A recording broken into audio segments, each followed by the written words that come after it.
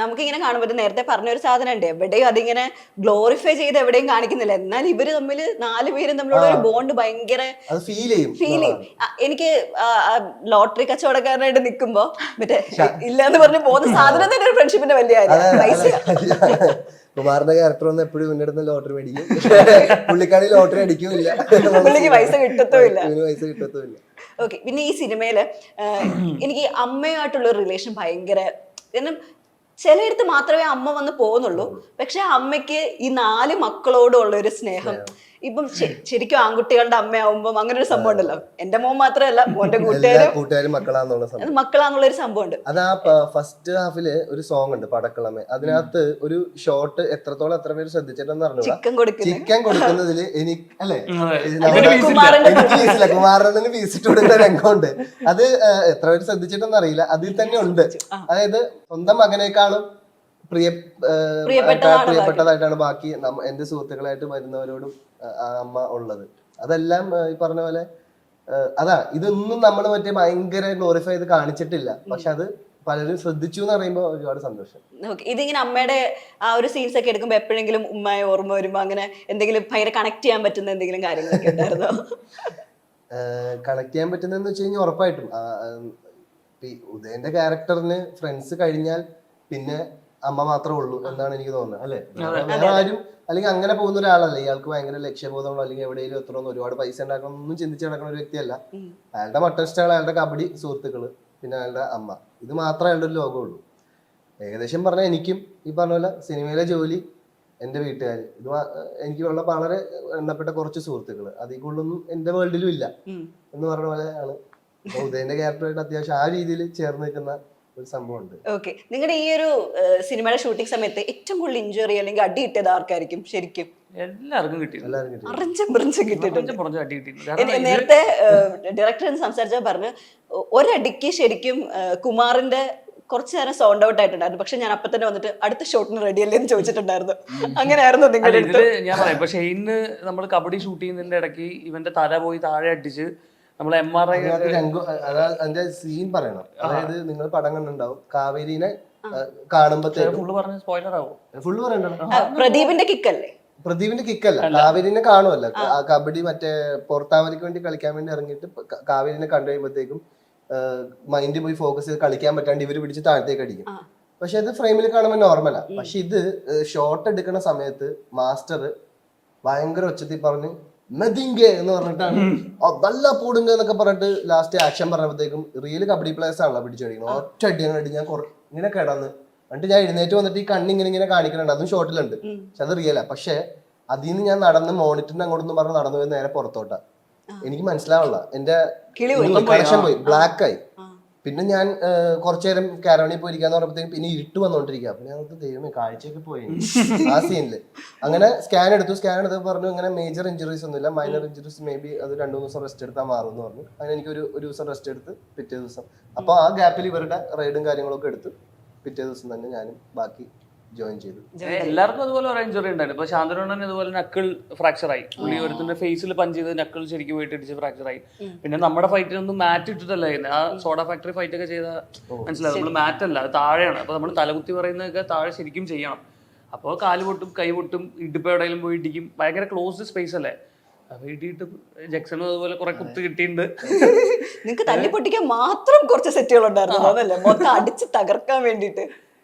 Hotel ഫൈറ്റിനും ഉണ്ടായിരുന്നു ഒരു, അത് പേടിച്ചു പോയി. പക്ഷെ ഇവര് ആ ചില്ലിന്റെ ഒരു സാധനം വെച്ചിട്ടുണ്ട്, അതിനകത്ത് പഴംപൊരി സാധനങ്ങൾ അതൊക്കെ വെച്ചിട്ട് ചില്ല് അതിലേക്ക് ഇങ്ങനെ പോയിട്ട് മറ്റേ എയറിൽ പോയിട്ട് ഇങ്ങനെ ഇടിച്ച്, അപ്പൊ അത് ഇവിടെ നിന്ന് ഇങ്ങനെ ഒരു റോപ്പ് കണക്ട് ചെയ്തിട്ടുണ്ട്, നേരെ പോകുന്നു, കുത്തുന്നു, മറ്റേ ആള് പോയി അടിക്കുന്നു, പൊട്ടുന്നു. സാധാരണ ഗതിയിൽ ഒരു 3 മറ്റേ എന്താ ബോംബാണ്, കുട്ടി ബോംബ് എന്ന് പറയാം. അത് വെച്ച് കഴിഞ്ഞാൽ ചില്ലും പൊട്ടും, അതൊരു ടൈമിങ്ങാ. അപ്പൊ ഇതാ സോഫ്റ്റ് ഇതായിരിക്കും, പോയി പൊട്ടും, അത് പൊട്ടും. പക്ഷെ ഇതിലെന്താ സംഭവിച്ചെന്ന് വെച്ചാൽ എല്ലാത്തിലും ഓരോരോ ഗ്ലാസ് ആയതുകൊണ്ട് 8 ഇതുണ്ട്. ഒരു 7 കുട്ടി ബോംബ് വെച്ചിട്ടുണ്ടായി. അപ്പൊ ഞാനിത് ചിന്തിക്കുന്നില്ലല്ലോ എന്താ സംഭവം. നേരെ പോയിട്ട് ഇത് അടിച്ചു കഴിഞ്ഞ് നല്ലൊരു പൊട്ട് പൊട്ടി, വലിയൊരു സൗണ്ടിൽ പൊട്ടി. അപ്പൊ ഞാൻ നോക്കുമ്പോഴത്തേക്ക് ഇവിടെ ഒരു സാധനം ഇതിങ്ങനെ എടുത്തു നോക്കുമ്പോ ഒരു ചില്ലി. ദൈവമേ, അത് ഇന്ന് പേടിച്ചു പോയി ശരിക്കും. എല്ലാരും പേടിച്ചു പോയി. എല്ലാരും പേടിച്ചു. കാരണം സൗണ്ടും ഭയങ്കര എല്ലും പൊട്ടിത്തെറിച്ച് നേരെ വന്ന് ഇവിടെയും മുറിഞ്ഞു. ഇവിടെയും ഒരു മുറിവ് കിട്ടി.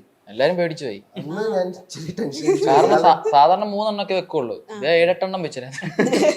അങ്ങനെ വളരെ സാഹസികമായി. അങ്ങനെ ഓർക്കാൻ കുറച്ച് ഓർമ്മകളുണ്ട്. പക്ഷെ അതൊന്നും ഇന്ന് ആലോചിക്കുമ്പോ അതൊന്നും വിഷമമായിട്ട് പറയുന്ന കാര്യങ്ങളല്ല. എന്തായാലും പടം നമുക്ക് അതിന്റെയൊക്കെ റിസൾട്ട് നമ്മൾ തിയേറ്ററിൽ കാണുന്നുണ്ട്. ജക്സ എന്തായാലും കബഡി പ്ലെയർ ആണ്. ഇവർ ഇത്രയും പ്രാക്ടീസും കാര്യങ്ങളും ഒക്കെ കഴിഞ്ഞിട്ട് ആരാണ് ഇപ്പൊ ബെസ്റ്റ് ആയിട്ട് നമുക്ക് ഇറക്കാൻ പറ്റുന്നതെന്ന് തോന്നുന്നു? മാറ്റിലേക്ക് ഒരു കോർട്ടിലേക്ക് ഇറക്കാൻ പറ്റുന്നത് ഇറക്കണ്ട ജക്സ. പടം കൊണ്ട് കബഡി കബഡിക്ക് ഞാനില്ലെന്ന്. കബഡിക്ക് നല്ല സ്പോർട്സ് കോച്ചായി അതാകുമ്പോ പറഞ്ഞ ശക്ത ഇന്ത്യ ഇറക്കാൻ പറ്റുന്ന എല്ലാരും ഇറക്കാം. എനിക്ക് തോന്നുന്നത് ശിവയാണ്. ശിവ അവിടുത്തെ കോച്ച് കൊണ്ടുപോന്നൊക്കെ പറയുന്ന കേട്ടെ. സൂപ്പറായ ശിവയാണ് ക്ലാസ്സിലെ പഠിപ്പിച്ചത്. കബഡി ക്ലാസ്സിലെ പഠിപ്പിച്ചത് ഇതിനായിരുന്നു. ആണല്ലേ, മെയിൻ ആണ്. അല്ല, കാരണം ആദ്യത്തെ ദിവസം എനിക്ക് ഭയങ്കര മറ്റേ ഇതായിരുന്നു. ആദ്യത്തെ ദിവസം റൈഡ് ചെയ്തിട്ട് ഫുൾ ചിരിയും ബഹളൊക്കെ ആയിരുന്നു. കാരണം ഞാൻ കാണിക്കുന്നുണ്ട്. അപ്പൊ പിന്നെ കുറച്ച് പെട്ടെന്ന് എല്ലാരും പെട്ടെന്ന് സെറ്റ് ആയി കേട്ടോ. ഞാൻ എന്റെ റൂംമേറ്റ് ആരാ, നാഷണൽ പ്ലെയർ അല്ലേ. അപ്പൊ പിന്നെ അവിടെ സ്പെഷ്യൽ ക്ലാസ് എടുക്കുന്നു, ഇവിടെ വന്ന് പറ്റുന്നു. ഞാനത് കബഡിപ്പടമാണ് പരിപാടി എന്നൊക്കെ പറഞ്ഞപ്പോ ഞാൻ സാധാരണ നമ്മള് കബഡിപ്പടം കണ്ടില്ല, ലാസ്റ്റ് കബഡിപ്പടി എന്നൊക്കെ പറഞ്ഞ് അടിച്ച് ജയിക്കുന്ന ആ പരിപാടി ആയിരിക്കും വിചാരിച്ചു. പക്ഷെ എല്ലാരും പെട്ടെന്ന് കളി പഠിക്കുകയും ചെയ്ത് ശാന്തനോടൊക്കെ സൂപ്പറായിട്ട് കളിക്കും. അത്യാവശ്യം എന്നാൽ ഒരു കളിക്കാരെ പോലെ തന്നെ ആവാനുള്ള എല്ലാം പഠിച്ചിട്ടുണ്ട്. നമ്മുടെ കളി ഒന്നും അല്ല എന്നുള്ളത് നമുക്ക് തമിഴ് തലൈവാസിന്റെ അർജുൻ ദേശവാളുമായിട്ട് കൊളാബ് ആ സംഭവം. ഇത്രയും കാലം ഇത് ടിവിയിൽ കാണുമ്പോൾ ഞങ്ങൾക്ക് വീഡിയോസിലാണ് ഞങ്ങൾ കബഡി കാണിച്ചത്. പ്രാക്ടീസിന്റെ സമയത്ത് വീഡിയോസ് ഒക്കെ കാണിച്ചുകൊണ്ടിരുന്നത്. അപ്പൊ അതിന്റെ പോലെയൊക്കെ ഏകദേശം ചെയ്യാനൊക്കെ നോക്കി. അത് കഴിഞ്ഞ് റിയൽ മാച്ച് കാണാൻ പോയി. പ്രോ കബഡിയിൽ തമിഴ് തലൈവാസ് അതിന് നമുക്ക് ഇതുണ്ടായിരുന്നു, കൊളാബ് ഉണ്ടായിരുന്നു. ആ പ്രൊമോഷന്റെ ഭാഗമായിട്ട് പോയപ്പോഴാണ് റിയൽ ആയിട്ടുള്ള മാച്ച് കാണുന്നത്. അന്ന് മനസ്സിലായി നമ്മൾ ചെയ്തത് ഒന്നും. ഇതാണ് എന്തൊരു റെസ്ലിംഗ് പോലെയാണ് തോന്നിയത് എനിക്ക് അത് കണ്ടിട്ട്.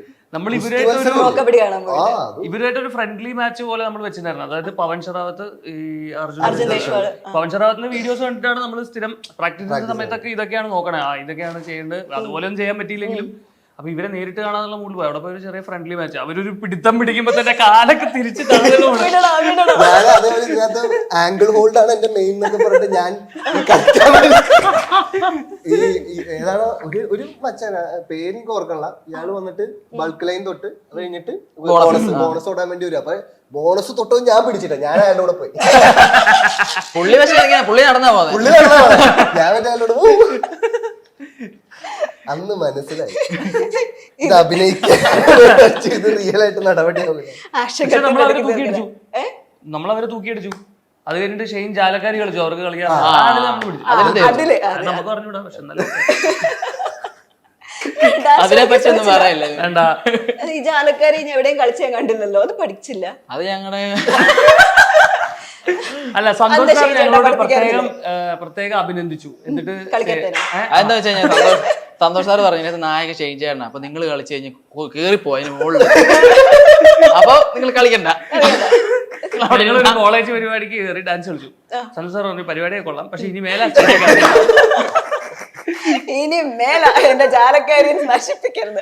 അല്ല, ഇതിന് കാരണം സന്തോഷ് സാർ ഇപ്പൊ സാധാരണ നമ്മൾ പടത്തിന്റെ പ്രൊമോഷൻ പോകുമ്പോ പ്രൊഡ്യൂസേഴ്സ് ഒന്നും അങ്ങനെ കൂടെ വരാറില്ല. അപ്പൊ ഇതില് അതിനൊരു സ്പെഷ്യൽ താങ്ക്സ് പറയാം സന്തോഷ് സാർ. എല്ലാ പരിപാടിക്കും മണ്ടത്തരം കാണിക്കും അതുകൊണ്ട് വരുന്ന സന്തോഷ് സാറും ദിൻചേട്ടനും രണ്ടുപേരും നമ്മുടെ കൂടെ ഫുൾ ടൈം പ്രൊമോഷനും എല്ലാ പരിപാടിക്കും. അപ്പോ ഷൂട്ടിന്റെ സമയത്ത് എല്ലാവരും കുറച്ച് ടെൻഷൻ ഇത് തീരണ്ടേ അങ്ങനെ. പക്ഷെ പ്രൊമോഷൻ ടൈം ആയപ്പോ കുറച്ചുകൂടെ എല്ലാവരും ഭയങ്കര ഷൂട്ടിന്റെ സമയത്തേ ഭയങ്കര മഴ പെയ്തേ. അപ്പൊ ഒന്നാമത് കുറച്ച് പ്രശ്നങ്ങളൊക്കെ എന്ന് വെച്ചാൽ ഈ ടൈമിന്റെ വിഷയങ്ങളൊക്കെ ഉണ്ടല്ലോ, അപ്പൊ നടന്നോണ്ടിരിക്കുക. അപ്പൊ ഞങ്ങളിങ്ങനെ ഷൂട്ട് നടക്കുന്നില്ല, മഴ വരുന്നുണ്ട്. ഞങ്ങള് ടെൻഷൻ അടിച്ചിട്ടേ, കാരണം സന്തോഷേട്ടൻ വരുന്നുണ്ട്, സന്തോഷ് സാർ വരുന്നുണ്ട്. അപ്പൊ എന്ത് പറയുന്ന അറിയത്തില്ല, കാരണം കുറച്ച് ടൈമൊക്കെ ആയിട്ടിരിക്കുക. അപ്പൊ മഴയായിട്ട് ഞങ്ങളിങ്ങനെ പേടിച്ചിരിക്കുക. അപ്പൊ ഉണ്ണിച്ചേട്ടൻ ചെന്നിട്ട് സന്തോഷ് സാറിനോട് പറയാം, മഴയാണ് പരിപാടി, എന്തോ ചെയ്യുന്ന, മഴയാണ് നാളെടുക്കും. പരിപാടി കഴിഞ്ഞ് മഴയാണ് നാളെടുക്കും, ശരി വണ്ടി കറിയോ പോ. ഭയങ്കര സപ്പോർട്ടായിരുന്നു. സൊല്യൂഷൻസ് എപ്പോഴും നമുക്കധികം ടെൻഷൻ എടുക്കണ്ട അല്ലേ കാര്യത്തില്, വെറുതെ